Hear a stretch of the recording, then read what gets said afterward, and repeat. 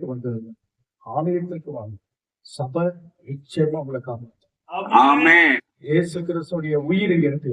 அல்லேலூயா. அல்லேலூயா. அல்லேலூயா. இயேசு கிறிஸ்துடைய உயிர் என்ன தெரியுமா? ரத்தம். அந்த ரத்தத்தை சிந்திதான் தேவன் சபையை சம்பாதிக்கிறார். சபைக்கு நீங்கள் வருங்கிற வேலையிலே ஆண்டவர் விடுதலை தருவார். அல்லேலூயா.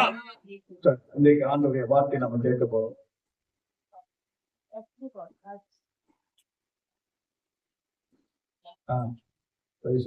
ஆராய்ந்து முடியாத பெரிய காரியங்களையும் எண்ணி முடியாத அதிசயங்களையும் அவர் அல்லவா செய்கிறார்.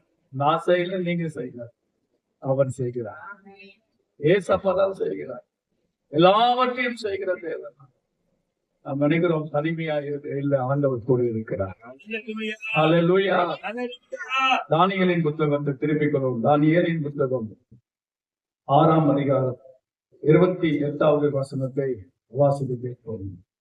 தானியேல் புத்தகம் 6ஆம் அதிகாரம் 28 கடைசி வசனம்.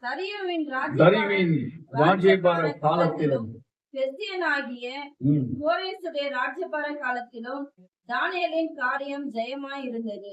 தானியேலின் காரியம் ஜெயமாக இருந்தது. வேத வசனம் சொல்லுகிறது தானியேலின் காரியம் ஜெயமாக இருந்தது என்று கர்த்தருடைய வார்த்தை எழுதப்பட்டிருக்கிறது. எனக்கு அன்பான கர்த்தருடைய பிள்ளைகளே, தானியேல் ஆண்டவருடைய பிள்ளை, தேவனுடைய தாசன், தேவனால் தெரிந்து கொள்ளப்பட்டவர்கள், தேவனால் அபிஷேகம் பண்ணப்பட்டவர்கள். இந்த தானியேல், சாத்ராக், மேஷாக், ஆபேத்நேகோ இது போன்ற அநேக ஜனங்கள் சிறையாக இஸ்ரவேலில் இருந்து பாபிலோன் தேசத்திற்கு சிறையாக கொண்டு வரப்பட்டவர்கள் தான். அந்த அடிமைத்தனத்திலே இருந்து அவர்கள் எல்லாரும் சிறையாக்கப்பட்ட அந்த தானியேலுடைய குடும்பங்கள், சாத்ராக், மேஷாக், ஆபேத்நேகோ என்ப பல மக்கள், பல ஆண்கள், பல பெண்கள் அடிமைகளாக கொண்டு வரப்பட்டார்கள் பாபிலோன் தேசத்திலே. அந்த பாபிலோன் தேசத்திலே அடிமைகளாக்கப்பட்டிருந்த அவங்க ஆண்டவர் அவர்களை எப்படி அந்த பாபிலோன் தேசத்திலே 3வது இடத்துல தானியேலை எப்படி கொண்டு வந்தார் ஆண்டவர். அல்லேலூயா. அல்லேலூயா. அல்லேலூயா. அல்லேலூயா. அடிமையாய் இருந்தவர்களை சாதாரண ஒரு அடிமையாக இருந்த அந்த பாபிலோன், மகா பாபிலோன், அந்த இடத்துல வல்லரசு நாடு, அந்த நாட்டுல அவங்களை ஆண்டவர் எப்படி உயர்த்தினார், எவ்வளவு பெரிய உயர்வுகளை கர்த்தர் கொண்டு போனார். எத்தனையோ ராஜாக்கள் அந்த பாபிலோன் தேசத்தை ஆண்டார்கள் என்று வேதவசனம் சொல்லுகிறது.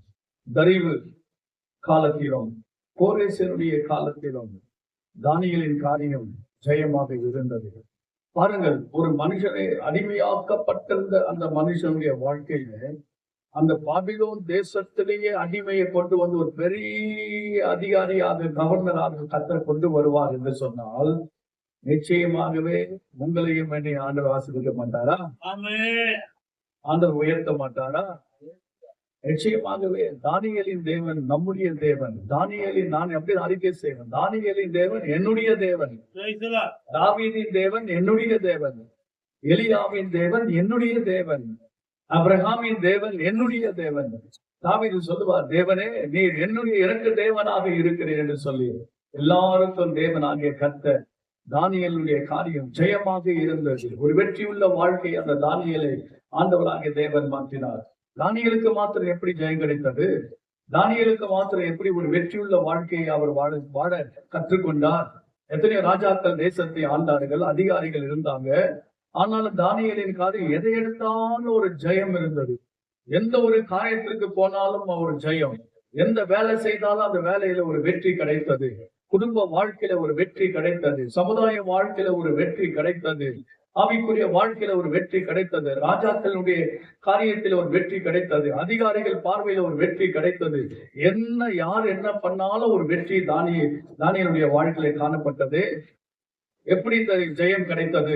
யார் இந்த ஜெயத்தை அவருக்கு கொடுத்தது? வேத வசனம் சொல்லுகிறது 1 கொரிந்தியர் 15ஆம் அதிகாரத்துல 57ஆம் வசனம், நம்முடைய கர்த்தராகிய இயேசு கிறிஸ்துவினாலே நமக்கு ஜெயம் கொடுக்கிற தேவனுக்கு ஸ்தோத்திரம். நம்முடைய தேவனாகிய கர்த்தர் நமக்கு ஜெயத்தை கொடுக்கிறார். யாருங்க நமக்கு ஜெயம் கொடுக்கிறது? கர்த்தராகிய இயேசு கிறிஸ்து தான் நமக்கு ஜெயம் கொடுக்கிறார். பவுல் அப்போஸ்தலர் சொல்லுகிறார், எப்போதும் கிறிஸ்து இயேசுவுக்குள் வெற்றி சிறக்க பண்ணுகிற தேவன். எப்போதும் கிறிஸ்து இயேசுவுக்குள் நம்மை வெற்றி சிறக்க பண்ணுகிற, எவ்விடத்திலும் சரி, பாபிலோன் தேசமானாலும் சரி, அது ஆசியா கண்டமானாலும் சரி, அது வேலை ஆப்பிரிக்கா கண்டமானாலும் சரி, அது ஐரோப்பியா கண்டமானாலும் சரி, அது அமெரிக்கா தேசமானாலும் சரி, அது இந்தியா தேசமானாலும் சரி, அது வேலூரா இருந்தாலும் சரி, கர்த்தர் நமக்கு ஜெயம் கொடுப்பார். ஆமென். ஹல்லேலூயா, அல்லேலூயா. ஹல்லேலூயா. அல்லேலூயா. நம்ம ஜெயத்தை ஆண்டவர் சமூகத்தில் பெற்றுக்கொள்ள வேண்டும். ஜெயத்தை நம்ம பெற்றுக்கொள்ள வேண்டும். ஜெயம் கொடுக்கிற தேவனுக்கு ஸ்தோத்திரம் என்று பவுல் சொல்லுகிறார். ஜெயம் கொடுக்கிற தேவனுக்கு ஸ்தோத்திரம், ஜெயம் கொடுக்கிற தேவனுக்கு ஸ்தோத்திரம். ஒரு வெற்றியுள்ள வாழ்க்கையை நம்ம வாழ சில காரியங்களை நம்ம இதெல்லாம் ஆராய்ந்து பார்ப்போம் என்று சொன்னால் நமக்கு நேரங்கள் போதாது. குறுகிய இந்த 1/2 மணி நேரத்துல உங்களுக்கு எளிமையாக எவ்வளவு சுருக்கி எளிமையாக உங்களுக்கு கொண்டு வர வேண்டுமோ அவ்வளவு எளிமையாக டைரக்டாக நீங்கள் புரிந்து கொள்கிற வண்ணமாக கர்த்தர் நம்ம அவர்களை பேச உள்ளவர்களாக இருக்கிறார். அல்லேலூயா, அல்லேலூயா. அல்லேலூயா. அல்லேலூயா. நீங்க நினைக்கலாம், பாஸ்டர் ஐயா, என் குடும்பத்திலே எனக்கு ஜெயம் வேண்டும், இந்த பாவத்திலிருந்து எனக்கு ஜெயம் வேண்டும், இந்த சாபத்திலிருந்து எனக்கு ஜெயம் வேண்டும், இந்த பிரச்சனையிலிருந்து எனக்கு ஜெயம் வேண்டும், எனக்கு ஜெயமுள்ள ஒரு வாழ்க்கையை நான் வாழ வேண்டும். நிறைய என்னை சுற்றிலும் நிறைய பிரச்சனைகள் இருக்கிறது, மனுஷனுடைய போராட்டங்கள் எனக்கு இருக்கிறது, பிசாசுடைய போராட்டங்கள் எனக்கு இருக்கிறது, குடும்பத்தில் எனக்கு ஒரு போராட்டம் இருக்கிறது, எனக்கு ஜெயம் கிடைக்காதா என்று சொல்லி நான் எதிர்பார்த்து கொண்டிருக்கிறேன். ஜெயம் எப்படி ஆரம்பிக்கிறேன்னு சொன்னா ஸ்தோத்திரத்தினாலதான் ஆரம்பம். அல்லேலூயா. நீங்க ஸ்தோத்திரம் சொல்ல சொல்ல சொல்ல சொல்ல சொல்ல சொல்ல இந்த வாயில ஆண்டவரை துதிக்கணும். ஏசப்பாவுக்கு ஸ்தோத்திரம் சொல்லும் போதுதான் உங்களுக்கு ஜெயம் கிடைக்கும். ஸ்தோத்திரத்தினாலதான் ஜெயம். அது ஒரு பெரிய ஒரு காரியத்தை நான் உங்களுக்கு சொல்றேன். அது ரகசியம். அல்லேலூயா. ஒரு பெரிய ரகசியம் என்னன்னா, ஸ்தோத்திரம் பண்ணிட்டே இருக்க ஜெயம் வரும். ஆமென். தேவனை வாயில என்ன செய்யுங்க, அறிக்கை செய்யுங்க. இயேசுவே ஆண்டவர்னு சொல்லுங்க, பிசாசு ஓடுவான். அல்லேலூயா. ஆண்டவரை இயேசுவேன்னு சொல்லி கூப்பிடுங்க, சாத்தான் ஓடுவான். உங்களை அடிமைப்படுத்தி கொண்டிருக்கிறதான பலவிதமான காரியங்கள் உங்களை சுற்றிலும் உங்களை தூங்க விடாமல், உங்களை உறங்க விடாமல், உங்களை நிம்மதியா இருக்க விடாமல் செய்கிற சாத்தானுடைய கிரியைகள், உங்களுக்கு அடிக்கடி பலவீனப்படுத்துகிற அந்த ஆவிகள், இன்னைக்கு தொந்தரப்படுத்துகிற அந்த ஆவிகள், உங்களுடைய மைண்டை டிஸ்டர்ப் பண்ணுகிற அந்த ஆவிகள், குடும்பத்தை கெடுக்கிற ஆவிகள், உங்க இருதயத்திலே சமாதான குறைச்சலை ஏற்படுத்துகிற அந்த பிசாசுடைய கிரியைகளிலிருந்து இயேசுவின் நாமத்தில் உங்களுக்கு ஜெயம் உண்டாகட்டும். அல்லேலூயா. இயேசுவின் நாமத்தில் உங்களுக்கு என்ன உண்டாகட்டும்? ஜெயம் உண்டாகட்டும். உங்களுக்கு வறுமையை கொண்டு வருகிற பிசாசு, உங்களுக்கு சாபங்களை கொண்டு வருகிறதான பிசாசு, கடன் பிரச்சனைகளை கொண்டு வருகிறதான சாத்தானுடைய கிரியைகள் இயேசுவின் நாமத்தினாலே இப்போது அந்த காரியத்திலிருந்து உங்களுக்கு வெற்றி உண்டாகட்டும், ஜெயம் கிடைக்கட்டும். அல்லேலூயா. ஜெயம் கொடுக்கிற தேவனுக்கு ஸ்தோத்திரம். அல்லேலூயா. தானியேலுக்கு மாத்திரம் எப்படி அந்த ஜெயம் கிடைத்தது அப்படின்னு நீங்க பாத்தீங்கன்னா, சில காரியங்களே இந்த வேத புத்தகத்துல இருந்து அநேக காரியங்கள் இருக்கிறது. ஆனால் எல்லாவற்றையும் சொல்வதற்கு நமக்கு நேரம் இல்லை. ஒரு சொற்பமான காரியங்களை, மிக முக்கியமான காரியங்களை மாத்திரம் உங்களுக்கு சொல்லுகிறேன். தானியேலின் புத்தகம் 1ஆம் அதிகாரம் 8வது வசனத்தை சீக்கிரமா படிங்களா. தானியேலின் புத்தகம் 1ஆம் அதிகாரம் 8வது வசனம். தானியேல் ராஜாவின் போஜனத்தினாலும் அவர் பானம் பண்ணும் திராட்சை ரசத்தினாலும் தன்னை தீட்டுப்படுத்தல் ஆகாது என்று தன் இருதயத்திலே தீர்மானம் பண்ணிக்கொண்டு தன்னை தீட்டுப்படுத்தாததும் பிரதானிகளின் தன்னிடத்தில் வேண்டிக் கொண்டார். பாருங்க, தானியேலுடைய நோக்கம் என்னன்னா, தன் சரீரத்தை தீட்டுப்படுத்த கூடாது, தன்னுடைய உள்ளான மனுஷன் ஆத்மாவை தீட்டுப்படுத்த கூடாது, பாவம் என் உடம்புக்குள்ள வரக்கூடாது, தீட்டு அணுகக்கூடாது. இது தேவனுடைய சரீரம், இது தேவன் கொடுத்த ஆலயம். அல்லேலூயா. தானியேலுடைய உள்ளத்துல என்ன இருந்துச்சு நீங்க பாத்தீங்கன்னா, ஆரம்பமே நம்ம அர்ப்பணிக்கிற அந்த அர்ப்பணிப்பு இருக்குல்ல, அந்த அர்ப்பணிப்புல அந்த பொருத்தனையில தான் ஜெயம் இருக்கிறது. ஒரு பெரிய ரகசியமா இது. தானியேலின் காரியம் ஜெயமா இருந்தது. எத்தனை ராஜாக்கள் வரட்டும், ராஜா ஆண்டானா, ராவண ஆண்டானா, எனக்கு ஒண்ணும் கவலை இல்லை, கர்த்தர் எனக்கு இருக்கிறார். அல்லேலூயா. யார் வேணாலும் ஆண்டு போட்ட தேசத்தை எனக்கு பத்தி ஒரு கவலை இல்லை. அவரு வந்துட்டாங்க, இவங்க வந்துட்டாங்க, நம்ம பயப்பட வேண்டிய அவசியமே இல்லை. என் காரியம் ஜெயமா இருக்கும். சொல்லுங்க. யார் விஷயம் ஜெயமா இருக்கும். கர்த்தர் எல்லாவற்றையும் மாற்றி போட அவராலே முடியுங்க. ஆனா ஒரு ரகசியம் என்னவென்று சொன்னால், நம்முடைய சரீரம் இருக்குல்ல, உங்க சரீரம், நீங்க நினைச்சிட்டு இருக்கீங்க இந்த சரீரம் ஏசப்பாவுடைய சரீரம். அல்லேலூயா. இந்த சரீரத்துக்கு சொந்தக்காரர் யாருங்க? இயேசுநாதர் தான் சொந்தக்காரர். உங்களுடைய ஆவி, ஆத்மா, சரீரத்திற்கு தேவன் தான் சொந்தக்காரர். ஆகவே உங்க சரீரத்துக்கு ஆளுகை செய்வதற்கு தேவனுக்கு தான் உரிமை இருக்கிறது. அப்போ இந்த சரீரத்தை எந்த விஷயத்திலையும் நீங்க கெடுத்து விடக்கூடாது. உங்க சரீரத்தை கெடுப்பதற்கு நீங்க இடம் கொடுக்கவே கூடாது. யாரும் என்ன பார்க்கல. பெரிய அரசாங்கம் இருக்கிறது, ராஜ்யம் இருக்கிறது. ராஜா சொல்றாரு, உனக்கு என்ன வேணும்பா? குடி வேணுமா எடுத்துக்கோ, மது வேணுமா எடுத்துக்கோ, உனக்கு என்ன ராஜாவுடைய போஜனம் அவ்வளவு மேன்மையானது, உனக்கு கொடுக்குற அப்படின்னு சொல்லிட்டு கொடுக்குறாங்க. தானியேல் அங்க உஷாராயிட்டாரு. சில இடங்களில நம்ம ரொம்ப கவனமா இருக்கணும். யாரு என்ன சொன்னாலும் அதை வந்து நம்ம கேட்கக்கூடாது. பெரிய இடத்துல இருந்து சில காரியங்கள் வரும், யோசனை பண்ணணும். பெரிய இடத்துல இருந்து ஒரு சில அழைப்புகள் நமக்கு வரும், யோசிக்கணும். பெரிய இடத்துல இருந்து சில காரியங்கள் நமக்கு வரும், நம்ம யோசிக்கணும். ஏன்னா ஆவிக்குரிய பிள்ளைங்க, நீங்க நம்ம எல்லாரும் ஆவிக்குரிய பிள்ளைங்க.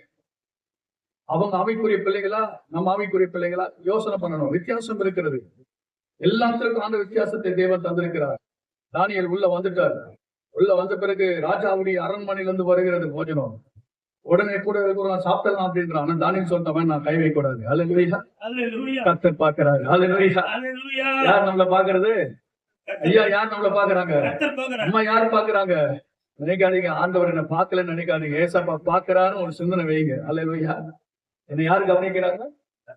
என்னை யார் கவனித்துக் கொண்டிருக்கிறாங்க? ஏசப்பா என்ன கவனிக்கிறாரு. ஏசப்பா என்ன பாக்குறாரு. நான் ஏசப்பாவுடைய பிள்ளை. இந்த சரீரம் ஏசப்பாவுக்கு தான் சொந்தம். இந்த இதயம் ஏசப்பாவுக்கு தான் சொந்தம். இதை நான் தீட்டுப்படுத்த மாட்டேன். இதை அசூசியப்படுத்த மாட்டேன். இதை நான் பரிசுத்தமாய் வைத்துக் கொள்வேன். இதை நான் பரிசுத்தமாக பாவிப்பேன். யாரெல்லாம் அந்த பரிசுத்த சிந்தையோடு கூட நாம் இருக்கிறோமோ, அந்த பரிசுத்தமான சிந்தையை ஒரு நாள் உனக்கு உயர்த்தும், ஜெயத்தை கொண்டு வரும். அல்லேலூயா. அல்லேலூயா.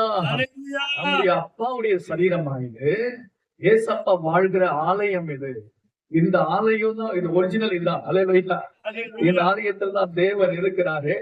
இது தீட்டுப்படுத்த கூடாது.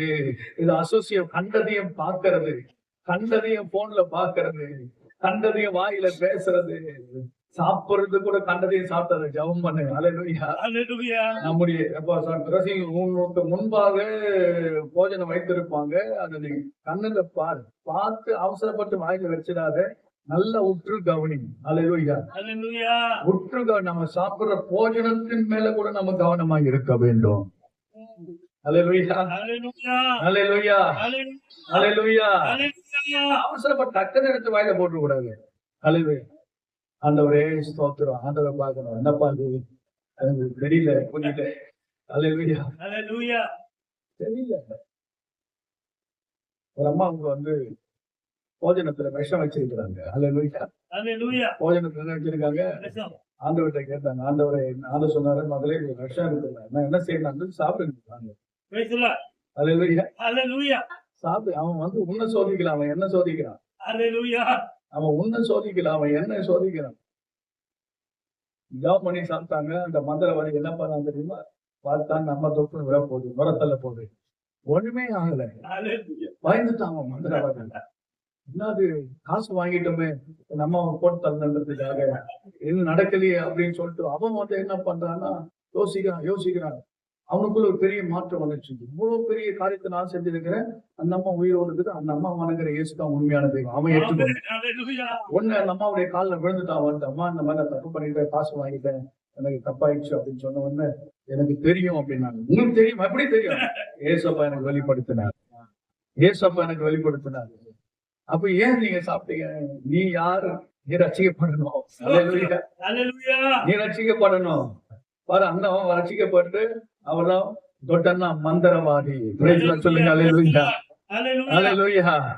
இன்னைக்கு அநேக மந்திரவாதிகள் ரட்சிக்கப்பட்டிருக்கிறாங்க. சூனியக்காரர்கள் ரட்சிக்கப்பட்டிருக்கிறாங்க. அத்துடைய பிள்ளைகளை சாமியார்கள் ரட்சிக்கப்பட்டிருக்கிறாங்க. பூஜாரிகள் ரட்சிக்கப்பட்டிருக்கிறாங்க. ஏன்? இயேசுவே ஆண்டவர். அல்லேலூயா. அல்லேலூயா. பாருங்க, 1 தெசலோனிக்கர் புத்தகம் 3ஆம் அதிகாரம் 3வது வசனத்திலிருந்து சீக்கிரம் படிக்கிறேன். 1 தெசலோனிக்கர் புத்தகம் 3ஆம் அதிகாரம் 3வது வசனம். சீக்கிரம் படிக்கணும். சோத்திரம், சோத்திரம், சோத்திரம், சோத்திரம், சோத்திரம். உபத்திரவங்களை சகிக்க நாம் நியமிக்கப்பட்டிருக்கிறோம் என்று நீங்கள் அறிந்திருக்கிறீர்கள்.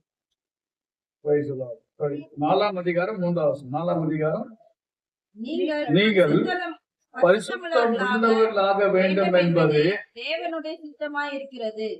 அந்தபடி நீங்கள் வேசி மார்க்கத்துக்கு விலகி இருந்து தேவனை அறியாத அஞ்ஞானிகளைப் போல மோக இச்சைக்குட்படாமல் உங்களில் அவனவன் தன் தன் சரீர பாண்டத்தை பரிசுத்தமாயும் கனமாயும் ஆண்டு கொள்ளும்படி அறிந்து இந்த விஷயத்தில் ஒருவனும் மீறாமலும் தன் சகோதரனை வஞ்சியாமலும் இருக்க வேண்டும்.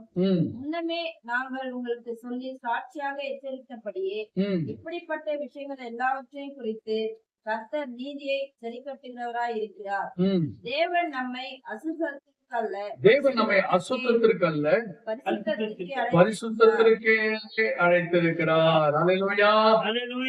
தேவனுடைய சித்தம் என்னங்க? நீங்கள் பரிசுத்தம் உள்ளவர்கள் ஆக வேண்டும் என்பது தேவனுடைய சித்தமாய் இருக்கிறது. ஆண்டவர் நம்ம எதற்காக அழைச்சிருக்கிறார்? பரிசுத்தமாய் இருப்பதற்காக தான் தேவன் நம்மளை அழைச்சிருக்கிறார். நம்ம எல்லாம் ஒரு காலத்துல இந்த அசுத்தமான காரியங்களை செய்து கொண்டிருந்தோம். அசுத்தமான உலகத்திலே நம்ம வாழ்ந்து கொண்டிருந்தோம். அப்படிப்பட்ட நம்மை ஆண்டவர் என்ன செஞ்சாருன்னா பிரித்தெடுத்தார். செப்பரேட்டாக அந்த அசுத்தமான ஜனங்களை விட்டு, அந்த சமுதாயத்தை விட்டு ஆண்டவர் பிரித்து இயேசு கிறிஸ்துவின் வெளியேறப்பட்ட ரத்தத்தினாலே உங்களையும் என்னையை கழுவி இன்றைக்கு பரிசுத்தம் உள்ளவர்களாய் நம்மை மாற்றி இருக்கிறார். நம்முடைய ஆண்டவர் எப்படிப்பட்டவர்? பரிசுத்தம் உள்ளவர். நாம எப்படி இருக்கணும்? அவர் பரிசுத்தமா இருக்கிறது போல நாமளும் எப்படி இருக்கணும்? பரிசுத்தமா இருக்கணும். அவரை போலதான் நாம இருக்கணும். அப்பாவை போலதான் பிள்ளை. அல்லேலூயா, அல்லேலூயா. அப்ப நீங்களும் நாம எப்படி இருக்கணும் அப்படின்னு பாத்தீங்கன்னா பரிசுத்தமாக இருக்க வேண்டும். அதற்காக தான் ஆண்டவர் நம்மளை தெரிந்து கொண்டிருக்கிறார், அழைத்திருக்கிறார். இயேசு கிறிஸ்துவின் வெளியேறப்பட்ட ரத்தத்தினாலே நம்ம கழுவப்பட்டவர்களாக நாம் இருக்கிறோம். எனவே அன்பு கர்த்தருடைய பிள்ளைகளே, 2 கொரிந்தியர் புத்தகம் 6ஆம் அதிகாரத்தை நாம் திருப்பிக் கொள்வோம். 2 கொரிந்தியர் 6ஆம் அதிகாரத்திலே 14 அந்நிய நுகத்திலே அவிசுவாசிகளுடனே பிணைக்கப்படாதிருப்பீர்களாக. நீதிக்கும் அநீதிக்கும் சம்பந்தம் எது? ஒளிக்கும் இருளுக்கும் ஐக்கியம் எது? கிறிஸ்துவுக்கும் வேலியாளுக்கும் இசைவது? அவிசுவாசியுடனே விசுவாசிக்கு பங்கு ஏது? பாருங்க, வித்தியாசத்தை ஆண்டவர் காண்பிக்கிறார். எல்லாருக்கும் நம்ம என்ன செய்யக்கூடாது? நம்ம இசைந்து போக கூடாது. ஏன்னா ஆண்டவர் நம்மள வைத்திருக்க அபிஷேகம் வித்தியாசமானது. அல்லேலூயா. உங்க மேல இருக்கிற ஆவி வித்தியாசமானது. உங்க மேல இருக்கிற தேவன் வித்தியாசமானவர். நீங்கள் தேவனை துக்கப்படுத்த கூடாது. பரிசுத்த ஆவியானவரை நீங்கள் துக்கப்படுத்த கூடாது. வேத வசனம் அப்படிதான் சொல்லுகிறது. நீங்கள் பெற்றுக்கொண்ட பரிசுத்த ஆவியானவரை நீங்கள் துக்கப்படுத்த கூடாது. உங்களுடைய வார்த்தைகளிலே, உங்கள் நடக்குகளிலே, உங்களுடைய பார்வையிலே, உங்கள் செய்கையிலே, உங்களுடைய காரியங்களிலே நீங்கள் பரிசுத்த ஆவியானவரை, முத்திரையாய் பெற்ற பரிசுத்த ஆவியானவரை துக்கப்படுத்த கூடாது. அல்லேலூயா. தேவன் துக்கப்படுகிறார். எப்படி துக்கப்படுகிறார்? நான் அசுத்தமான காரியத்தை செய்யும் போது, அசுத்தமாய் நடக்கும் போது, நாம் இஷ்டமான இடத்திற்கு போகும்போது, இஷ்டமானதை செய்யும் போது ஆவியானவர் அங்க துக்கப்படுகிறார். பாருங்க, தானியேல் அப்படி அவர் பரிசுத்த ஆவியானவர் துக்கப்படுத்தவே இல்லை. அவர் தீர்மானம் பண்ணி கொண்டு ஜெபம் பண்ணுகிறார். இல்லாதவர் நான் தொட மாட்டேன். அல்லேலூயா. பாருங்க, அதே அந்த வசனத்தை கிறிஸ்துவுக்கும் பேலியாளுக்கும் இசைவது, அவிசுவாசியுடனே விசுவாசிக்கு பங்கேது? தேவனுடைய ஆலயத்திற்கும் விக்கிரகங்களுக்கும் சம்பந்தம் எது? நான் அவர்களுக்குள்ளே வாசம் பண்ணி அவர்களுக்குள்ளே உலாவி அவர்கள் தேவனாயிருப்பேன், அவர்கள் என் ஜனங்களாய் இருப்பார்கள் என்று தேவன் சொன்னபடி நீங்கள் ஜீவனுள்ள தேவனுடைய ஆலயமாய் இருக்கிறீர்கள். அல்லேலூயா. நீங்க யாருங்க? நீங்க யாரம்மா? தேவனுடைய, சொல்லுங்க பார்க்கலாம், தேவனுடைய ஆலயம். நான் தேவனுடைய ஆலயம். நான் தேவன் தங்குகிறதான தேவன் எனக்குள்ள இருக்கிறார். தேவன் எனக்குள் வாசம் பண்ணுகிறார். தேவன் எனக்குள் உலாவி கொண்டிருக்கிறார். தேவன் எனக்குள் இருக்கிறார். அல்லேலூயா. எல்லாருக்குள்ள தேவன் இருக்கிறார். தேவன் இருக்கிற இடம் தான் தேவாலயம். ஆமென். தேவன் இருக்கிற இடம் தான் தேவாலயம். ஆகவே நீங்கள் தேவனுடைய ஆலயமா இருக்கிறீங்க. ஆனபடியினாலே நீங்கள் அவர்கள் நடுவிலிருந்து புறப்பட்டு பிரிந்து போய் அசுத்தமானது என்ன செய்யாதீங்க என்று கர்த்தர் சொல்லுகிறார். அல்லேலூயா. சில வேளை நம்மள மற்றவங்க விட்டு கர்த்தர் கொஞ்சம் பிரிச்சிடுவார். அல்லேலூயா. நீங்கள் அவர்கள் நடுவிலிருந்து புறப்பட்டு பிரிந்து அசுத்தமானதை, ஏன்னா உங்களை பரிசுத்தப்படுத்துவதற்காகவே கர்த்தர் மற்றவங்களை விட்டு உங்களை பிரிச்சிடுவாரு. அல்லேலூயா. மற்றவங்க விட்டு ஏன் ஆண்டவர் உங்களை பிரிக்கிறார் நீங்க நினைக்கிறோம்? இது தேவ சித்தம் இல்ல, இது தேவன் நம்மளை பரிசுத்தப்படுத்துகிறாரு அப்படின்னு சொல்றது. ஏன்னா பரிசுத்தம் இல்லாமல் ஒருவனும் தேவனை தரிசிக்கவே. இருதயத்தில் சுத்தம் உள்ளவர்கள் பாக்கியவான்கள், அவர்கள் தேவனை தரிசிப்பார்கள். இருதயத்துல சுத்தம் இருக்கணுங்க. முதலாவது நம்ம இருதயம் சுத்தமாக காணப்பட வேண்டும். தானியேலுடைய வாழ்க்கையில நீங்க பாத்தீங்கன்னா, தன்னை தீட்டுப்படுத்தலாகாது என்று சொல்லி தன் இருதயத்திலே அவர் தீர்மானம் பண்ணி கொண்டான். இந்த நாளிலே கூட நீங்க நல்ல தீர்மானம் பண்ணி கொள்ளுங்க. அந்த தீர்மானம் பரிசுத்தமாக இருக்கட்டும். அந்த பரிசுத்தம் நீங்கள் பெறும்போது உங்க காரியம் ஜெயமாக இருக்கும். ஹல்லேலூயா. ஹல்லேலூயா. வெற்றி, சாத்தான் மேல ஒரு வெற்றி, மனுஷர்கள் மேல ஒரு வெற்றி, எல்லா காரியத்தின் மேல ஒரு ஜெயத்தை கர்த்தர் தருவார். தேவனுடைய பிள்ளைகளே, நாம் பரிசுத்தத்தில் ஒரு பெரிய வெற்றியை நம்ம பெற்றுக்கொள்ள முடியும். தேவன் நமக்கு தருவார். ஹல்லேலூயா. ஹல்லேலூயா. அடுத்ததாக வாசித்து பாருங்கள், தானியேலின் புத்தகத்திலே 5ஆம் அதிகாரம். தானியேல் 5ஆம் அதிகாரத்திலே 11வது வசனத்தை வாசித்து, உம்முடைய உம்முடைய ராஜ்யத்திலே ராஜ்யத்திலே ஒரு புருஷன் ஒரு இருக்கிறான். புருஷன் இருக்கிறான், அவனுக்குள் அவனுக்குள் பரிசுத்த பரிசுத்த தேவனுடைய ஆவி இருக்கிறது. ஆவி இருக்கிறது. உம்முடைய பிதாவின் நாட்களில் ம், வெளிச்சமும் ம், விவேகமும் ம், தேவர்களின் ஞானத்துக்கு ஒத்த ஞானமும் ம். அவனிடத்தில் காணப்பட்டது. ஆகையால் உம்முடைய பிதாவாகிய நேபுகாத்நேச்சார் என்னும் ராஜாவானவர் அவனை சாஸ்திரிகளுக்கும் ஜோசியருக்கும் கல்தேயருக்கும் குறி சொல்லுகிறவர்களுக்கும் அதிபதியாக வைத்தார். யாருக்கு அதிபதிக்கு அவரு? ஹல்லேலூயா. ஹல்லேலூயா.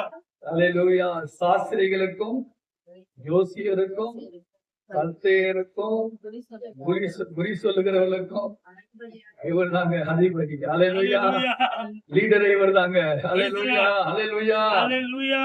12வது வசனம் சொல்லு, ராஜாவினால் பெல்தஷார் என்னும் பெயரிடப்பட்ட அந்த தானியேலுக்குள்ளே சொப்பனங்களை வியாக்கியை பண்ணுகிறதும் உதை பொருள்களை வெளிப்படுத்துகிறதும் கருகலானவைகளை தெளிவிக்கிறதுமான அறிவும் புத்தியும் விசேஷித்த ஆவியும் உண்டு என்று காணப்பட்டது. ஹல்லேலூயா. ஹல்லேலூயா. ஹல்லேலூயா. ஹல்லேலூயா. பாருங்க, இப்போது தானியேல் அழைக்கப்படட்டும், அவன் அந்த அர்த்தத்தை வெளிப்படுத்துவான். அடுத்த வசனம் 14வது வசனத்திலே, உனக்குள்ளே தேவர்களின் ஆவி உண்டென்று வெளிச்சமும் புத்தியும் விசேஷித்த ஞானமும் உன்னிடத்தில் காணப்பட்டது என்றும் உன்னை குறித்து கேள்விப்பட்டேன். ஹல்லேலூயா. ஹல்லேலூயா. ஹல்லேலூயா. ஹல்லேலூயா. அவருக்குள்ள என்னென்ன காரியங்கள் இருக்குது பாருங்க. எவ்வளவு பெரிய விசேஷித்த ஆவி, விசேஷித்த புத்தி, விசேஷித்த ஞானம், வெளிச்சம், விசேஷித்த கிருபை எல்லா தானியேலுக்குள்ள இருக்குது. ஆக மொத்த அந்த ஞான வரங்கள் அவர்களுக்குள்ளே காணப்பட்டது. அல்லேலூயா. ஹல்லேலூயா. என்னங்க இருக்கு அவருக்குள்ள? விசேஷித்த ஆவி. 6ஆம் அதிகாரத்திலே 3வது வசனத்தை மறுபடியும் படிங்க. 6ஆம் அதிகாரம் 3. இப்படி இருக்கையில் தானியேல் பிரதானிகளுக்கும் தேசாதிபதிகளுக்கும் மேற்பட்டவனாக இருந்தான். பாருங்க, யாருக்கு மேற்பட்டவன்? பிரதானிகளுக்கும் தேசாதிபதிகளுக்கும். அங்க என்ன படிச்சுன்னா ஜோசியருக்கும் இவங்களுக்கு எல்லாம் என்ன பண்றாரு? அதிபதியா வைக்கிறார். இந்த இடத்துல நீங்க பாத்தீங்கன்னா பிரதானிகளுக்கும் தேசாதிபதிகளுக்கும் மேற்பட்டவனாக இருக்கிறேன். தானியேலுக்குள் என்ன இருக்கு? விசேஷித்த ஆவி அவனுக்குள் இருக்கிறது. எனக்கு அன்பான ஆண்டவருடைய பிள்ளைகளே, தேவனுடைய விசேஷித்த தேவனுடைய ஞானம், அறிவு, புத்தி, ஒரு விசேஷித்த ஆவி அவர்களுக்குள்ளே காணப்படுகிறது. நாம் கேட்க வேண்டிய ஆண்டவர்கிட்ட என்ன கேட்கிறேன்னா இதுதான் கேட்கிறேன். ஆண்டவரே, எனக்குள்ள ஒரு விசேஷித்த ஆவி எனக்குள் இருக்கும் என்று சொன்னால் என்ன நடக்கும்? வெற்றியின் மேல வெற்றி. ஹல்லேலூயா. ஜெயத்தின் மேல் ஜெயம். ஜெயம் ஜெயம் ஜெயம் ஜெயம் ஜெயம். யாருக்கு ஜெயம் கொடுக்கிறது? ஆவியானவர் ஜெயம் கொடுப்பாரு. ஹல்லேலூயா. ஹல்லேலூயா. தானியேலுக்குள்ளே இருக்கிற அந்த காரியத்தை கண்டுபிடிச்சிட்டான். ஹல்லேலூயா. அங்க இருக்கிற ஜோசியர்கள் கண்டுபிடிச்சிட்டாங்க, மந்திரவாதிகள் கண்டுபிடிச்சிட்டாங்க. இவன் பயங்கரமான ஆளு, இவனுக்குள்ளே தேவனுடைய ஆவி இருக்கிறது. ஹல்லேலூயா. அறிவு இருக்கிறது, வெளிச்சம் இருக்கிறது, இவனுக்குள்ளே புத்தி இருக்கிறது, ஏதோ ஒரு சக்தி இவனுக்குள்ளே காணப்படுகிறது.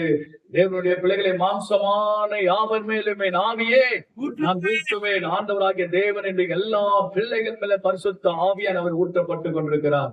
தேவனுடைய பிள்ளைகள், இதனால என்ன நடக்கும் என்று சொன்னால், அநேகருக்கு ஆண்டவர் சில வரங்களை கற்றுக் கொடுக்கிறார். சபை மக்களுக்கு சொல்றேன், வரங்கள் நமக்கு இருக்கும் என்று சொன்னால் நம்முடைய வாழ்க்கை ஜெயமாக இருக்கும். வரத்திற்காக நீங்கள் ஜெபிக்க வேண்டும். வரங்கள் இருந்தது தானியேலுக்குள்ளே. ஞானம் இருந்தது, அறிவு இருந்தது, வெளிச்சம் இருந்தது, புத்தி இருந்தது, விவேகம் இருந்தது. எப்படிப்பட்ட ஞானத்தை கொடுத்த அந்த ஆவியானவர் கூடவே இருக்கிறாரு. அந்த ஆவியானவர் கூட இருக்கிறதுனாலதான் இந்த பாபிலோன் தேசத்திலே அவர் கொண்டு போகப்பட்டு மிகப்பெரிய உயர்வை அவர் எட்டுகிறார். காரணம் என்ன? ஆவியானவர் உயர்த்துகிறார். அல்லேலூயா. இங்கே சரியில்லை, அங்க சரியில்லை, எங்க சரி எதுவும் சொல்லாதீங்க. ஆவியானவர் நமக்குள் இருந்தால் பரிசுத்த ஆவியானவரை உயர்த்தும். அல்லேலூயா. ஆவியானவர் இருப்பார் சொல்ல நிச்சயமாக நம்முடைய வாழ்க்கையில பெரிய மாற்றங்கள் வரும் என்று நான் விசுவாசிக்கிறேன். 1 கொரிந்தியர் புத்தகத்தை திருப்பிக் கொள்ளுங்க. 1 கொரிந்தியர் புத்தகம் 14ஆம் அதிகாரம் 1 வசனத்தை வாசிங்க. அன்பை நாடுங்கள், ஞான வரங்களையும் விரும்புங்கள், விசேஷமாய் தீர்க்கதரிசன வரத்தை விரும்புங்கள். பாருங்க, தானியேலுக்குள்ள வரங்கள் இருந்தது. என்ன இருந்தது? வரங்கள் இருந்தது. இந்த வரங்களை நாம் ஆண்டவர் சமூகத்தை பெற்றுக் கொள்ள வேண்டும். ஞான வரங்களை கேளுங்கள். ஞான வரங்கள் என்ன செய்ய? கேளுங்க. இந்த தானியேலுக்குள்ள அந்த வரம் இருந்துச்சு. விசுவாசிகளாக நான் உங்களுக்கு சொல்லி தருகிறேன், கற்றுக் கொடுக்கிறேன், கேட்டுக் கொண்டிருக்கிற அன்பு கர்த்தருடைய பிள்ளைகளை கேட்கணும். குடும்பத்தை நடத்துவதற்கு ஞானத்தை கொடுங்க ஆண்டவரே. சபையை நடத்துவதற்கு ஞானத்தை கொடுங்க ஆண்டவரே. நான் வேலை செய்ய இடத்துல எனக்கு ஞானத்தை கொடுங்க ஆண்டவரே. எனக்கு ஞான வரங்கள் எனக்கு வேண்டும் என்று சொல்லி ஆண்டவர்கிட்ட கேளுங்க. புத்தியை கேளுங்க ஆண்டவர்கிட்ட. அந்த புத்தி இருந்து சொன்னா, புத்தி உள்ள ஸ்திரீ தன் வீட்டை கட்டுகிறார். ஒரு வாழ்க்கை கட்டப்பட வேண்டுமா? புத்தி, தேவனுடைய அறிவு, தேவனுடைய வல்லமை, தேவ ஞானம் அந்த ஆவியானவருக்கு கொடுக்கிறதால அந்த வரங்களை பெற்றுக்கொள்வாய் என்று சொன்னால் உங்களுடைய வாழ்க்கை கட்டப்படும். ஒருவரை இடிக்கவே முடியாது. அல்லேலூயா. அல்லேலூயா. சாத்தானை இடிக்க முடியாது, சாத்தானை நொறுக்க முடியாது, எந்த சக்தியுடைய ஒன்று செய்யவே முடியாது. ஆண்டவர் கட்டுவதற்கான ஒரு பெரிய ஞானத்தை தேவன் நமக்கு தருகிறார். பாருங்க, அதே நீங்கள் 1 கொரிந்தியர் 12ஆம் அதிகாரத்தை நீங்கள் எடுத்துக்கொள்ளுங்க. 12ஆம் அதிகாரத்திலே 4வது வசனத்தில் எழுதப்பட்டிருக்கிறது, வரங்களிலே வித்தியாசங்கள் உண்டு. புரியுதா உங்களுக்கு என்ன சொல்றது? அவங்க வந்து பாஸ்டர்யா அவங்க தீர்க்க தரிசனம் பேசுறாங்க. ஆமா, அது ஒரு வரம். இவங்க வந்து வெளிப்பாடு சொல்றாங்க. பாஸ்டர் இவங்களுக்கு வெளிப்பாடு இருக்கு. ஆமா, அது ஒரு வரம். அவங்களுக்குள்ள வேற ஒரு வரம் இருக்கு. அந்நிய பாஷை பேசுறாங்க, அவங்களுக்குள்ள வரம் இருக்குது. எப்படி இவங்க அற்புதம் செய்யறாங்க. ஆமா, வரம் இருக்குது. ஆனா ஆவியானவர் ஒருவர் தான். ஆவியானவர் ஒருவர் தான். ஆவியானவர் ஒருத்தர் தான். வேற 2-3 பேர்லாம் கிடையாது. ஒரே ஆவியானவர். வரங்களில வித்தியாசம் உண்டு, ஆவியானவர் ஒருவர் தான். ஊழியர்களில வித்தியாசம் உண்டு, ஆவியானவர் ஒருவர் தான். கிரிகளில வித்தியாசம் உண்டு, ஆவியானவர் ஒருவர். 9 வரங்கள் இருக்கு தெரியுமா உங்களுக்கு? 8வது வசனத்தை படிங்க. எப்படி எனில், ஒருவனுக்கு ஆவியினாலே ஞானத்தை போதிக்கும் வசனம். அல்லேலூயா. இது ஒரு கிஃப்ட், உங்களுக்கு தெரியுமா? அல்லேலூயா. ஆவியினாலே ஞானத்தை போதிக்கும் வசனம். சொல்லுங்க. ஃபர்ஸ்ட்ல என்ன இருக்கு? அல்லேலூயா. ஃபர்ஸ்ட் என்னது? வசனம். Price the Lord. ஏன்னா ஆண்டவர் வந்து வசனத்துக்கு முக்கியத்துவம் தராரு, சத்தியத்திற்கு முக்கியத்துவம் தராரு. முதலாவது ஆண்டவர் வந்து வசனத்தை ஆண்டவர் முக்கியப்படுத்துகிறார். ஆகவேதான் நான் உங்களுக்கு சொல்றேன், வசனத்தை நல்லா படிங்க, பைபிளை நல்லா படிங்க, பைபிள் நல்ல சத்தியத்தை படிங்க. உங்க கையில ஒரு புதிய ஏற்பாடு, ஒரு முழு வேதாகமத்தை எடுத்துக்கொள்ளுங்க. இரவும் பகல வேத வசனத்தை தியானம் பண்ணுங்க, வசனத்தை தியானம் பண்ணுங்க. இன்னைக்கு தானியேலுக்குள்ள விசேஷித்த ஆவி, விசேஷித்த வரங்கள் இருக்குன்னு சொன்னா என்ன? அவர் வந்து சத்தியத்தை, வசனத்தை தினமும் வாசிக்கிற பழக்கம் உள்ளவர். அல்லேலூயா. ஆகவே விசுவாசிகளாக உங்களுக்கு சொல்ற வேத வசனத்தை ஒரு நாளும் வாசிக்காம இருக்காதீங்க. டெய்லி வேதத்தை எடுத்து வசனத்துக்கு முக்கியத்துவம் கொடுங்க. அந்த வசனத்துக்கு முக்கியத்துவம் கொடுத்தீங்கன்னா வசனமே உங்க வாழ்க்கையில ஒரு பெரிய வெற்றியை கொண்டு வரும். அல்லேலூயா. அல்லேலூயா. இந்த சாட்சியின் வசனத்தினாலே அவர்கள் ஜெயித்தார்கள். சாத்தானை எப்படி ஜெயிக்க முடியும்? சாட்சியின் வசனத்தினாலே ஜெயிக்க முடியும். இயேசு கிறிஸ்து பிசாசை எப்படி ஜெயித்தார்? வார்த்தையினாலே ஜெயித்தார், வசனத்தினாலே ஜெயித்தார். இன்னைக்கு ஜெயம் எப்படி கிடைக்கும் அப்படின்னு பாத்தீங்கன்னா, வசனம் நமக்குள்ள இருக்கும் என்று சொன்னால் சரக்கு உள்ள இருக்கணுங்க. அல்லேலூயா. அல்லேலூயா. வேத வசனம் உள்ள இருந்தாதான் சாத்தானை நாம என்ன செய்ய முடியும்? வசனம் உள்ள இருந்தா நீங்க யாருக்கும் பயப்பட வேண்டிய அவசியம், யாருக்கும் பயப்பட அவசியம் இல்லை. வேணாம், நாம அப்படி தில்லா போய் நிக்கலாம். வசனம் இருக்கு. அல்லேலூயா. எனக்குள்ள தேவன் இருக்கிறார். அல்லேலூயா. பாருங்க, முதல் வரம் என்ன அப்படின்னு பாத்தீங்கன்னா, போதிக்கிற அந்த வரம். அல்லேலூயா. போதிக்கிறதான அந்த காரியங்கள். வேற ஒருவனுக்கு ஆவியினாலே அறிவை உணர்த்துகிற வசனம். சொல்லுங்க. அறிவை உணர்த்துகிற ஒரு வசனம். ஆவி இருக்கு பத்தி நமக்குள்ள இருக்கிற ஆவி வரங்கள். வேற ஒருவனுக்கு ஆவியினாலே உணர்வு, வசனத்தை உணர்த்துகிற அந்த காரியம். அல்லேலூயா. பாருங்க, அந்த இளைய குமாரன் வந்து அப்பா வீட்டுக்கு போயிட்டார்ல, அப்பா வீட்டுக்கு போகும்போது அவன் புத்தி தெளிந்து அவர் என்ன செய்தாரு? உணர்வு அடைந்தாரா? அவர் என்ன செய்யப்பட்டாரு? உணர்வு அடைந்தார். அந்த உணர்வை தாங்க அப்பா. உணர்வு இல்லைன்னு சொன்னா மனம் திரும்பவே முடியாது. அல்லேலூயா. பேதுருடைய பிரசங்கத்தை கேட்டவங்க எல்லாரும் உணர்த்தப்பட்டாங்க. அல்லேலூயா. உணர்த்தப்பட்டாங்க. உணர்வு அதுதான், அது ஒரு கிஃப்ட். பேதுருடைய வாழ்க்கை அப்படி வரங்கள் கிரியை செய்தது. பேதுரு பிரசங்கம் பண்ணும் போதே அவங்க உணர்வடைஞ்சாங்க. அதாங்க வரங்க. அல்லேலூயா. அடுத்து எழுதப்பட்டிருக்கிறது, வேற ஒருவனுக்கு அந்த ஆவியினாலே விசுவாசம், வேற ஒருவனுக்கு ஆவியினாலே குணமாக்க வரங்கள், வேற ஒருவனுக்கு அற்புதங்களை செய்ய சக்தியும், வேற ஒருவனுக்கு தீர்க்க தரிசனம் உரைத்தலும், வேற ஒருவனுக்கு ஆவிகளை பகுத்தறிந்தலும், வேற ஒருவனுக்கு பற்பல பாஷைகளை பேசுதலும், வேற ஒருவனுக்கு பாஷைகளையும் வியாக்கணம் பண்ணுதலும் ஆவி அளிக்கப்பட்டிருக்கிறது. 9 காரியங்கள். சொல்லுங்க. அல்லேலூயா. அல்லேலூயா.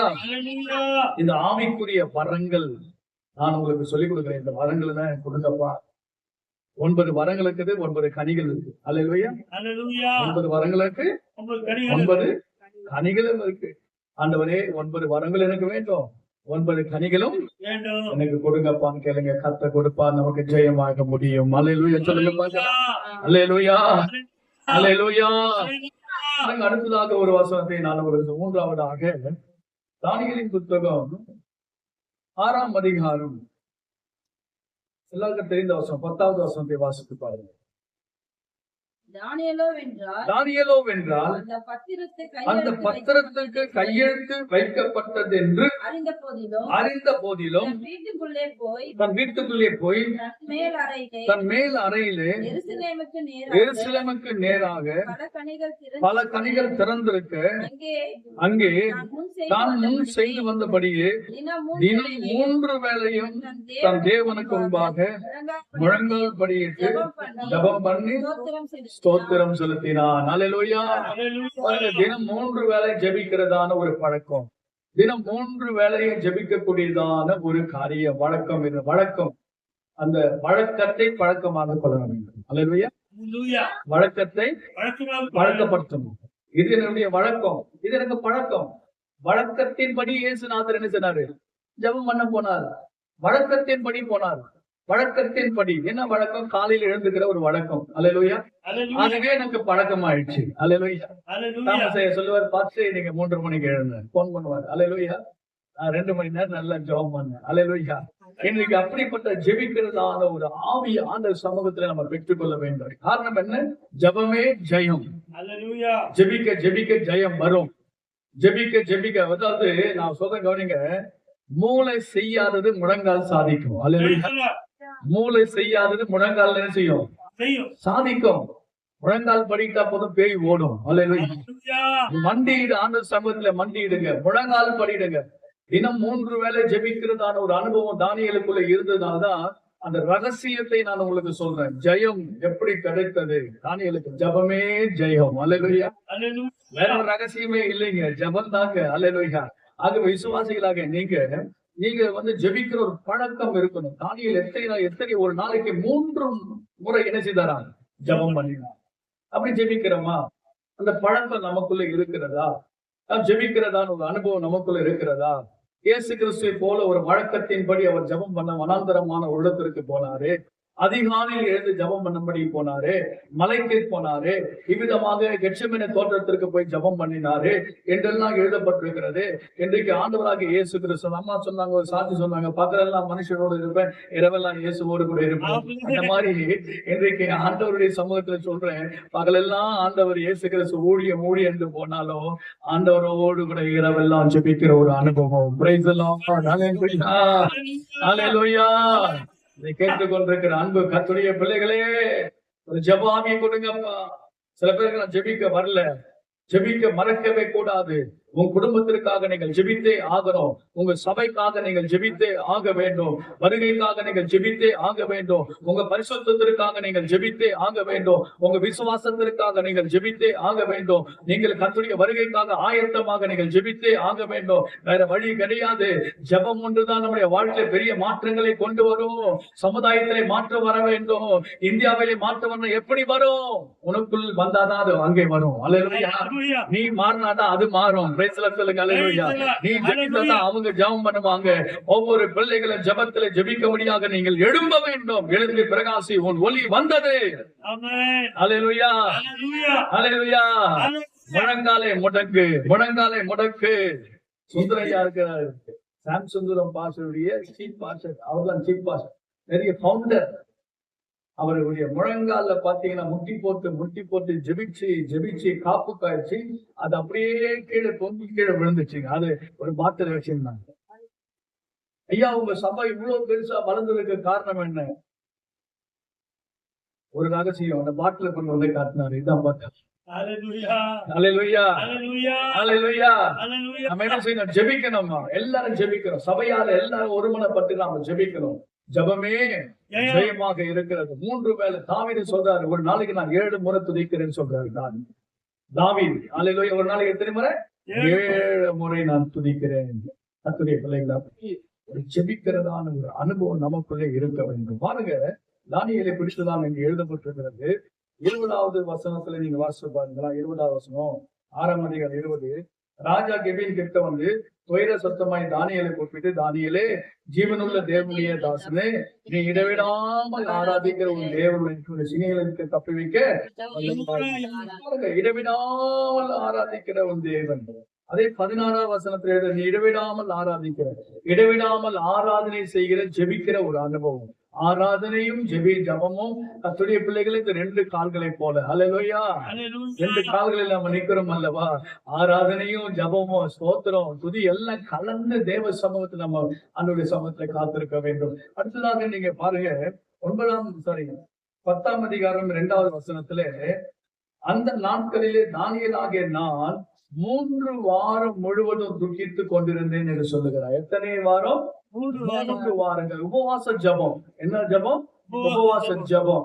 இன்னைக்கு ஜபம்னு சொல்லிட்டு நான், ஆனா என்னென்ன ஜபம் இருக்கு தெரியுமா? பைபிள்ல நிறைய ஜபங்கள் இருக்கிறது. கர்த்தருடைய பிள்ளைகளை சோர்ந்து போகாமல் ஜெபிக்கிற ஜபம் இருக்கு, விழித்திருந்து ஜெபிக்கக்கூடிய ஜபம் இருக்கு, பரிந்து பேசுகிற ஜபம் இருக்கு, மன்றாட்டு ஜபம் இருக்கிறது, இரவு ஜபம் இருக்கிறது, அதிகாலை ஜபம் இருக்கிறது, உபவாச ஜபம் இருக்கிறது, காத்திருந்து ஜெபிக்கக்கூடிய ஜபம் இருக்கு, தனிப்பட்ட முறையில ஜெபிக்கிற ஜபம் இருக்கிறது, ஒரு மனமுள்ள ஜபம் இருக்கிறது, சபையாக கூடி ஜெபிக்கிற ஒரு ஜபம் இருக்கிறது. ஜபங்களில கூட நிறைய ஜபங்கள் உண்டு. அப்படிப்பட்ட ஜபங்களிலே ஒன்று முக்கியமான ஒரு காரியம் உபவாச ஜபம். சில ஜாதி பிசாசு ஜபத்தினால் உபவாசத்தினால் என்ன செய்யாது? புறப்பட்டு போகாது என்று வேதத்திலே வாசிக்கிறோம். ஆகவே நம்ம கடுமையாக உபவாசம் இருந்து ஜெபம் பண்ணா நமக்கு வெற்றி நிச்சயம். அல்லேலூயா. வெற்றி நிச்சயம். ஒரு வாரத்திற்கு நீங்க தெரிந்து கொள்ளுங்க. வியாழக்கிழமை ஒதுக்குங்க, அல்லது உங்களுக்கு எப்ப முடியும் செவ்வாய்க்கிழமை ஒதுக்குங்க. நாள் முழுதும் உபவாசம் பண்ணுங்க. சாப்பாடே வேணாம். அல்லேலூயா. உணவே வேண்டாங்க. உணவு கட்டுப்பாடு வைத்துக் கொள்ளுங்க. ஒரு வேலையாவது நீங்கள் உணவை வெறுத்து தேவ சமூகத்தில் எங்கே போவாதீங்க. அரை நாள் எங்கே போவாதீங்க, அல்லது ஒரு நாள் எங்கே போவாதீங்க. காலையிலிருந்து மாலை வரைக்கும். எங்க அம்மா இருந்தாங்க, அவங்க வாரத்துக்கு 2 நாள் உபவாசம் கம்பல்சரி. சில வேலை மாசத்துக்கு 3 நாள் தொடர்ந்து உபவாசம் இருப்பாங்க. காலையில எல்லாம் வேலையை முடிச்சுட்டு 10 மணிக்கு உள்ள போனாங்கன்னா 4 மணி வரைக்கும் ஜெபம் பண்ணிட்டே இருப்பாங்க. 4 மணி வரைக்கும் ஜெபம் பண்ணிட்டே இருப்பாங்க. எனக்கு அன்பான கர்த்தருடைய பிள்ளைகளே, இன்றைக்கு ஜெயம் நம்முடைய வாழ்க்கையில முக்கியம். தானியேலின் காரியம் ஜெயமா இருந்தது. எப்படி? உபவாச ஜெபம், 3 வேளை ஜெபம். தானியேல் பாத்தீங்கன்னா பாபிலோன் தேசத்திலே 3வது நிலையில அதிகாரியாக உயர்த்தப்பட்டிருக்கிறார். எனக்கு தானியேலை போய், தானியேலே, நீ உனக்கு மாத்திரம் எப்படி ஜெபம் பண்ண நேரம் இருக்கிறது? நான் சின்ன ஒரு வேலை செய்யறேன். நாங்க என்ன சொல்ல தெரியுமா? பிஸியா இருக்கிறோம். அல்லேலூயா. டைம் இல்ல பாஸ்டர், நாங்க பிஸி. ஜெபம் பண்ணாம என்னங்க பிஸி? அல்லேலூயா. வீட்டுல ஜெபம் இல்ல, என்னங்க பிஸி? ஒரு அரை மணி நேரம் கூட நம்ம கர்த்தருடைய சமூகத்துல காத்திருக்க முடியல. 1 மணி நேரமாவது விழித்திருந்து ஜெபம் பண்ணக்கூடாதா என்று நம்முடைய சீஷர்களை பார்த்து ஆண்டவர் கேட்டாரு. விழித்திருந்து ஜெபம் பண்ணுங்கள், நீங்கள் சோதனைக்கு உட்படாதபடிக்கு. இதுக்கு ஏன் சோதனை மேற்கொள்ள முடியல? சோதனைகள் வருகிறது. ஒரு விசுவாசி, ஒரு ஊழியக்காரர் கர்த்தருக்கு முன்பாக சொல்லுகிறேன், 1 மணி நேரமாவது நீங்கள் ஜெபம் பண்ணாதான் சோதனைக்காரன் ஜெயிக்க முடியும். இயேசு சுவாமி சொன்னார், நீங்கள் சோதனைக்குட்படாதபடிக்கு விழித்திருந்து ஜெபம் பண்ணுங்கள். சோதனையை மேற்கொள்ள வேண்டும், உபத்திரவங்களை மேற்கொள்ள வேண்டும், சாத்தானை மேற்கொள்ள வேண்டும், சாத்தானுடைய கிரியைகளை மேற்கொள்ள வேண்டும். எப்படி முடியும்? ஜெபமே ஜெயம். அல்லேலூயா. ஹalleluya. ஜெபமே ஜெயம். ஜெயம் என்று வாசிக்கிறோம். எனக்கு அன்பான கர்த்தருடைய பிள்ளைகளை, கடைசியாக ஒன்று சொல்லி நான் முடிக்கிறேன். நிறைய விஷயங்களுக்கு நமக்கு நேரம் இல்லை. வாசித்து பாருங்கள், 6ஆம் அதிகாரம் 4வது வசனம். அப்போது பிரதானிகள் தேசாதிபதிகளும் ராஜ்யத்தை விசாரிப்பில் தானியேலை குற்றப்படுத்தும்படி முகாந்திரம் தேடினார்கள். ஆனாலும் ஒரு முகாந்திரத்தையும் குற்றத்தையும் கண்டுபிடிக்க அவர்களாலே கூடாது இருந்தது. அவன் உண்மை உள்ளவனாய் இருந்தபடியினால் அவன் மேல் சுமத்த யாதொரு குற்றமும் குறைவும் காணப்படவில்லை. அல்லேலூயா, ஹalleluya. அல்லேலூயா. ஹalleluya. இப்போது அந்த மனுஷன் நாம் தானியேலை அவனுடைய தேவனை பற்றிய வேத விஷயத்திலே குற்றப்படுத்தும் முகாந்திரத்தை கண்டுபிடித்தால் ஒழிய அவனை வேறு ஒன்றிலும் குற்றப்படுத்த முகாந்திரத்தை கண்டுபிடிக்க கூடாது. ஏன்னா மனுஷருக்கு முன்பாகவும் ஆண்டவருக்கு முன்பாகவும் தானியேல் எப்படி இருந்தாரு? உண்மை உள்ளவர்களாக காணப்பட்டாரு. குற்றமற்ற ஒரு வாழ்க்கை. அவர் சொல்றாரு, ராஜாவே, நான் நீதிக்கேடு எதையும் நான் செய்ததில்லை. உங்களுக்கு முன்பாக கூட நான் ஒரு அநியாயமும் செய்யல, யாருக்கும் எந்த கெடுதலும் நான் செய்யல, யாருக்கும் எந்த குற்றமும் நான் செய்யாதிருந்தேன். குற்றமற்ற ஒரு வாழ்க்கை. கர்த்தருடைய பிள்ளைகளை, உண்மையும் நேர்மையுமான ஒரு வாழ்வு நம்ம வாழ வேண்டும். உண்மையும் நேர்மை. உண்மை நேர்மை. சொல்லுங்க பாருங்க, உண்மை நேர்மை. நேர்மை உண்மை. உண்மை உள்ள மனுஷன் பரிபூர்ண ஆசீர்வாதங்களை பெறுவான். மோசேயின் வீட்டுல எங்கு உண்மை உள்ளவனாக இருந்தான்னு கர்த்தரே சாட்சி கொடுக்கிறாரு. இன்றைக்கு தாவீது ஜெபம் பண்றார், ஆண்டவரே, உண்மையும் உத்தமையினை காக்க கடவது, உண்மையும் நேர்மையும் என்னை காக்க கடவது. எல்லா விஷயத்திலையும் ஆண்டவருக்கு நாம் எப்படி இருக்கணும்? உண்மை உள்ளவனா இருக்கணும். தேவ விஷயத்துல நாம் உண்மையா இருக்கணும். ஆண்டவருடைய சமூகத்துல நான் சொல்லுகிறேன், ஆண்டவருடைய பார்வையில நம்ம உண்மை உள்ளவளா இருக்கணும். அந்த உண்மையா இருந்தாதான் நமக்கு ஜெயம் கிடைக்கும். அல்லேலூயா. எல்லாவற்றிலும் உண்மையா இருக்கணும். தேவனுக்கு கொடுக்கிற நேரத்துல உண்மையா இருக்கணும். தனிப்பட்ட வாழ்க்கையில நம்ம உண்மையா இருக்கணும். நாம் செய்யற வேலையில உண்மையா இருக்கணும். கொடுக்கிற விஷயத்துல, ஆண்டவருடைய கொடுக்கிற விஷயத்துல நம்ம உண்மையுள்ளா இருக்கணும். எல்லா விஷயத்துல நம்ம உண்மையுள்ளா இருந்தா ஆண்டவர் நம்மளை என்ன செய்வாரு? உயர்த்துவார். நம்முடைய காரியம் ஜெயமாக இருக்கும்.